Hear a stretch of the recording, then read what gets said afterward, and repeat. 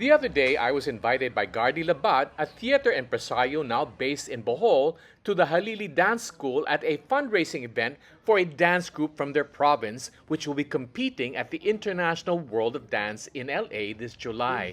They need to raise funds for their trip. Short dance showcase of the new Boholano dance team called Teammates. Okay? And the founder will also share a little bit of its history later. So they won in the national competition last week of March this year.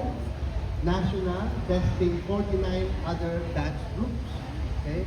And it is because of what they promoted and what they showcased in their fusion of hip-hop and contemporary and traditional in their interpretation of Maumat, the Bohol Tarsier. So they've interpreted that in a 4-minute dance, okay, which made them the national champion. And because of that, they qualified for the international competitions next week in Los Angeles, California, USA, July 8th, 9th, and 10th. Okay? And we're very happy to help them bring the group to Manila. Okay? And this is their last ditch of promoting and getting assistance for their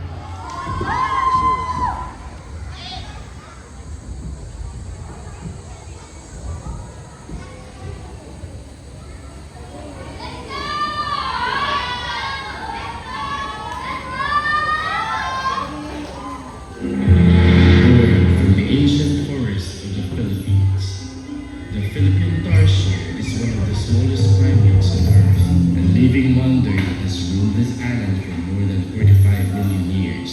Wide, fragile, and utterly unique. It is a testament to the richness of Philippine biodiversity. Tiny in form, pieces of the world with enormous eyes that have witnessed centuries of Earth's life and history.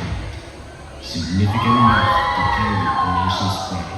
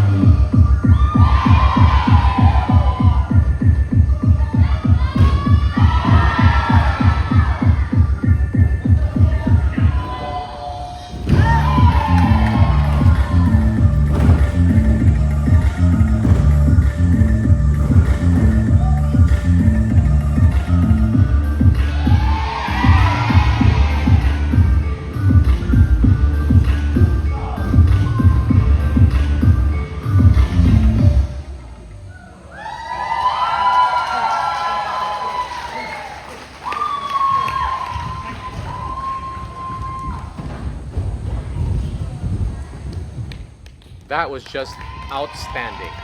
This Bohol group is called Teammates, and they have a real good chance to clinch the championship of the world of dance. So they need our support. We are the teammates po. We will leave tomorrow na po, bukas para papunta ang Anaheim para sa World of Dance Summit po. Sana po, tulungan niyo po kami i-pray. And then, kailangan po talaga ng supportan niyo sa amin. I-pray niyo po kami, sana may mag-donate pa po kasi kailangan po talaga yung ano namin, yung funding po namin, yung financial support po. Sana po, may mag-donate na sa page po namin, Teammates, official page po. May ano doon, may QR code po. Saka, yun po. Thank you so much for the support. Pray for us and thank you so much. Panalo, teammates!